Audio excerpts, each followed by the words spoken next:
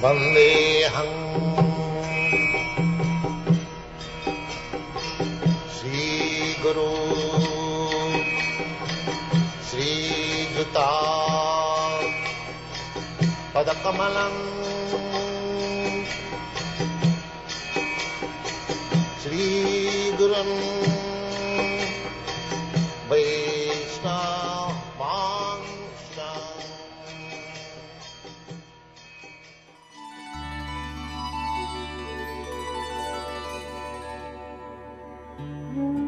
13e chapitre. L'avènement de Shri Varaha. Shri Shukadeva Goswami dit: Ô roi, après avoir entendu du sage Maitreya tous ses propos ô combien vertueux, Vidura s'enquit encore auprès de lui, cette fois des gloires du Seigneur suprême, si chères à son oreille. Vidura dit: Ô noble sage, que fit Swayambhuva, le bien-aimé fils de Brahma, après avoir obtenu sa très chère épouse? Ô vertueux d'entre les vertueux, le premier des rois, Manu, était un grand dévot de Hari, le Seigneur suprême. Il est profitable d'entendre ce qui a trait à sa personnalité et à ses activités sublimes. Veuille donc les décrire pour moi, qui suis si désireux de les entendre. Ceux qui consacrent beaucoup de temps et d'énergie à écouter les enseignements d'un maître spirituel doivent prêter l'oreille aux descriptions que donne de Pur Bhakta à propos de la personnalité et des activités d'autres purs dévots du Seigneur. Ceux-ci méditent toujours en leur cœur sur les pieds pareils au lotus du Seigneur suprême, lui qui leur accorde la libération. Shri Shukadeva Goswami dit: Le Seigneur suprême Shri Krishna se faisait un plaisir de poser ses pieds pareils au lotus sur Vidura, si aimable et modeste, et le sage Maitreya se trouva comblé par les paroles de Vidura. Captivé par sa disposition d'esprit, il voulut à son tour prendre la parole.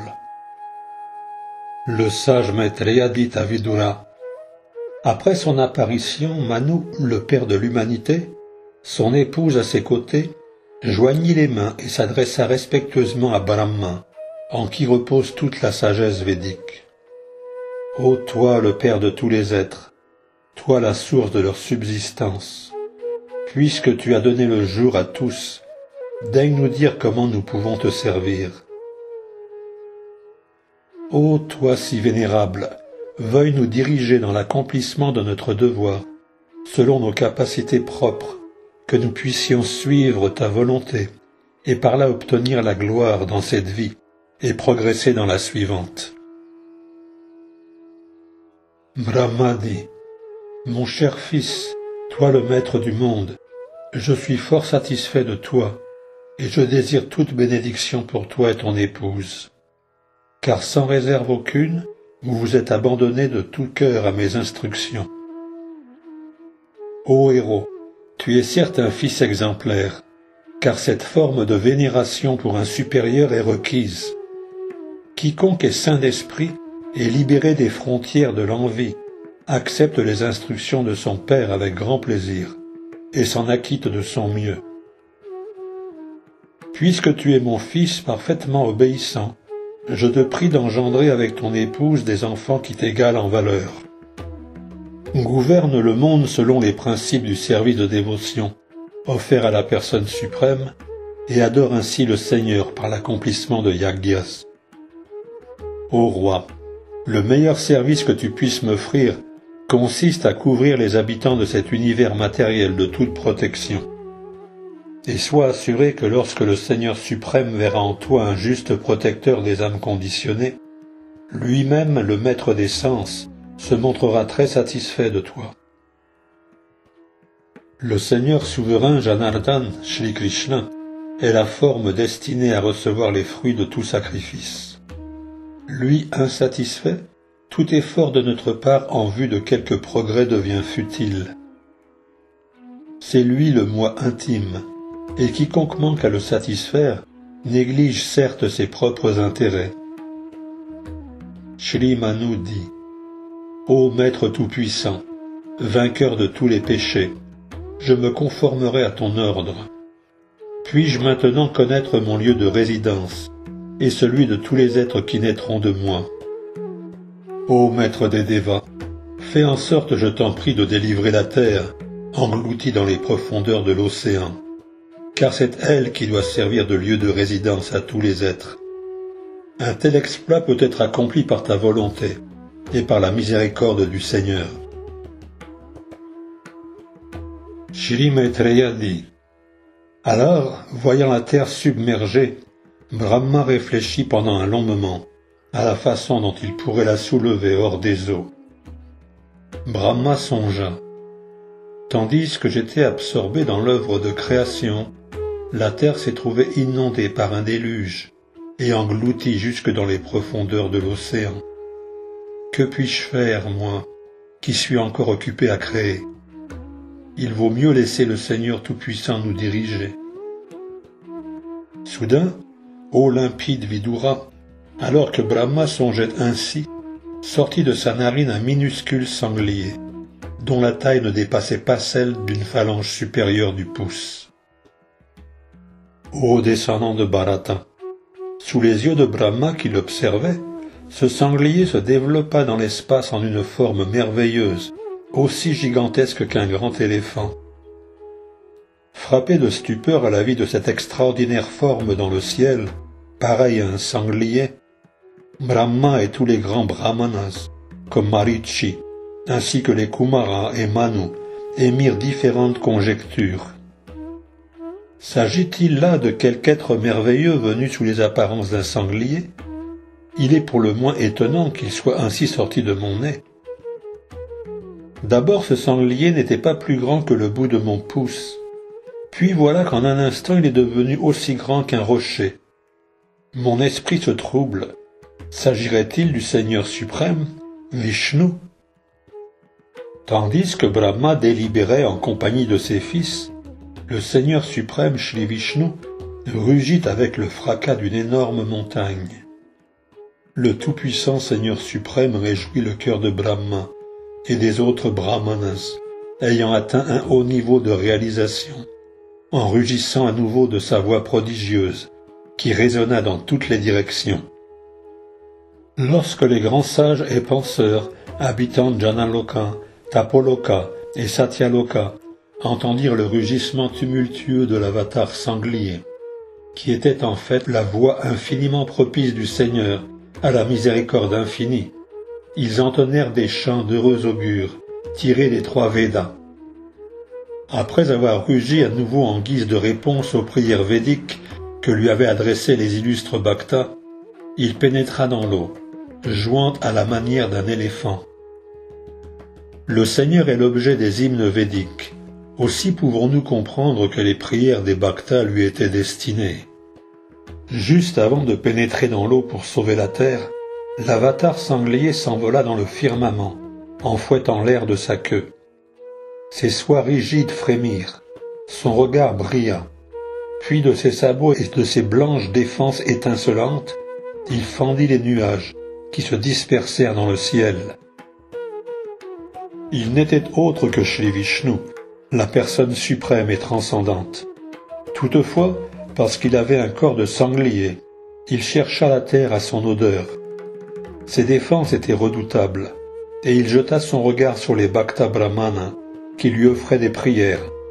C'est alors qu'il pénétra dans l'eau. Plongeant dans les eaux comme une montagne géante, l'avatar sanglier les pourfendit, et 2 vagues s'élevèrent telles les bras de l'océan, lequel s'écria fortement en priant le Seigneur.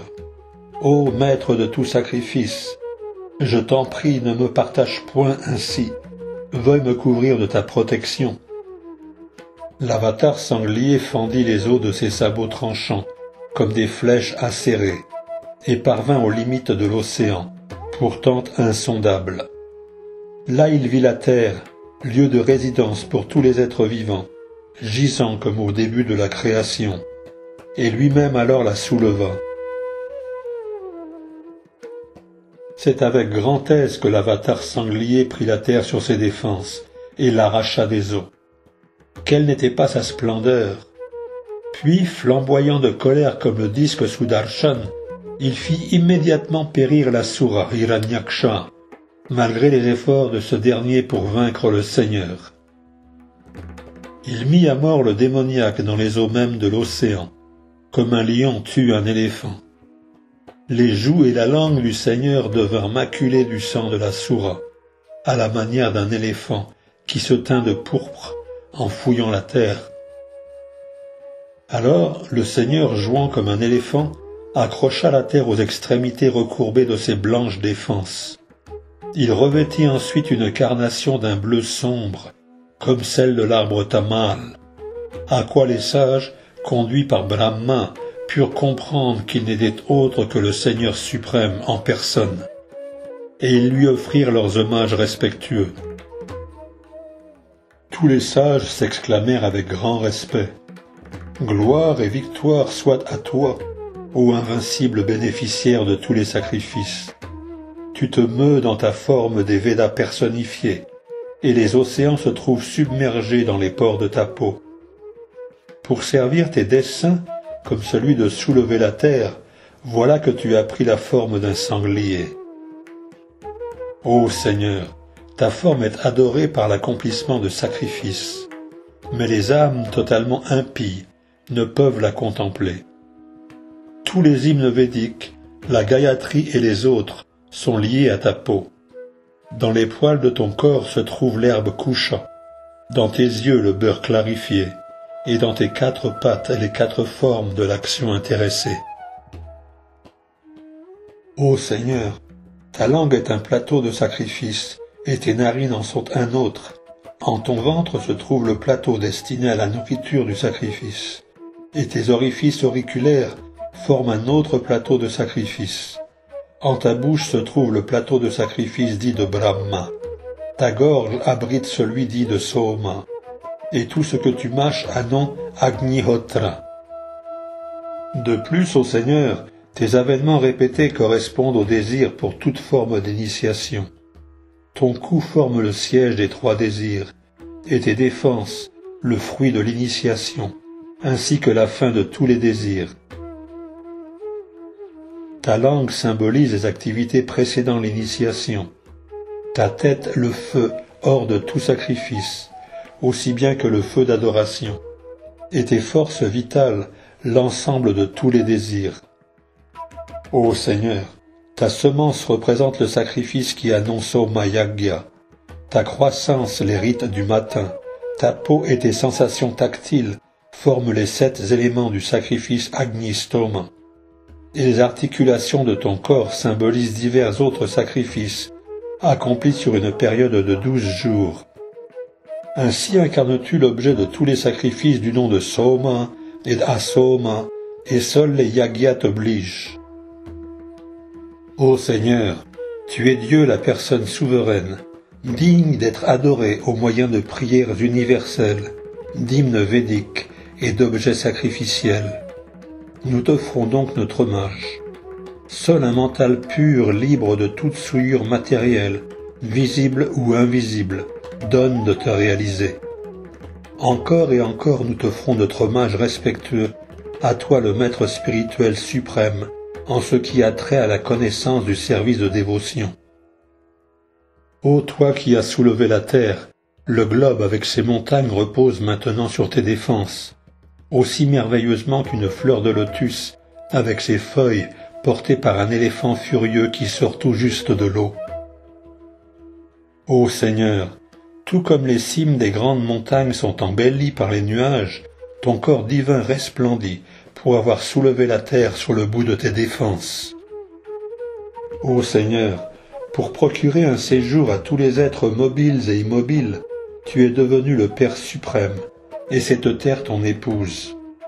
Nous t'offrons notre hommage respectueux, de même qu'à notre mère la terre, en qui tu as mis ta propre puissance, tout comme un officiant habile fait jaillir le feu sacrificiel du bois d'Arani. Qui d'autre que toi, ô Seigneur, aurait pu sortir la terre des eaux où elle se trouvait? Toutefois, venant de ta personne, cela n'a rien d'étonnant, car tu as accompli des merveilles en créant l'univers. Oui, c'est toi par ton énergie qui as créé cette prodigieuse manifestation cosmique. Ô Seigneur souverain, certes nous habitons les plus vertueuses de toutes les planètes, Janaloka, Tapoloka et Satyaloka, mais nous avons néanmoins été purifiés par les gouttes d'eau dont tu nous as aspergées en secouant les poils de tes épaules. Ô Seigneur, tes actes merveilleux ne connaissent pas de limite, et certes, quiconque en cherche la limite fait preuve d'ineptie. Toute personne vivant en ce monde se trouve conditionnée par les puissantes forces surnaturelles. Puisses-tu donc avoir la bonté d'accorder ta miséricorde sans cause à ces âmes conditionnées? Le sage Maitreya dit: adoré de la sorte par tous les grands sages et spiritualistes, le Seigneur toucha la terre de ses sabots et la posa sur l'eau.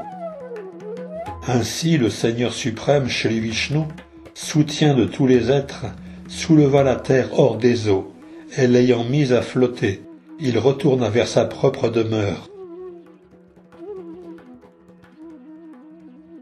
Si quelqu'un écoute et relate dans une attitude dévotionnelle cet heureux récit concernant l'avatar sanglier, récit qui mérite certes d'être transmis, le Seigneur sise dans le cœur de chacun s'en trouve alors fort satisfait. Il n'est plus rien à obtenir pour celui qui a su plaire au Seigneur souverain, et qui, ayant atteint le niveau spirituel, a saisi le caractère insignifiant de toute autre chose. Celui qui se voue au service d'amour absolu se voit élevé au plus haut niveau de perfection par le Seigneur en personne, qui habite le cœur de chaque être. Qui donc parmi les humains peut vivre en ce monde et ne pas s'intéresser au but ultime de l'existence? Qui peut refuser le nectar des récits concernant les activités du Seigneur suprême, lesquels suffisent pour nous affranchir de toute souffrance matérielle? Ainsi s'achève le 13e chapitre du 3e chant du Srimad Bhagavatam, intitulé « L'avènement de Shri Varaha ». Hare Krishna, Krishna Krishna, Hare Hare, Hare Rama,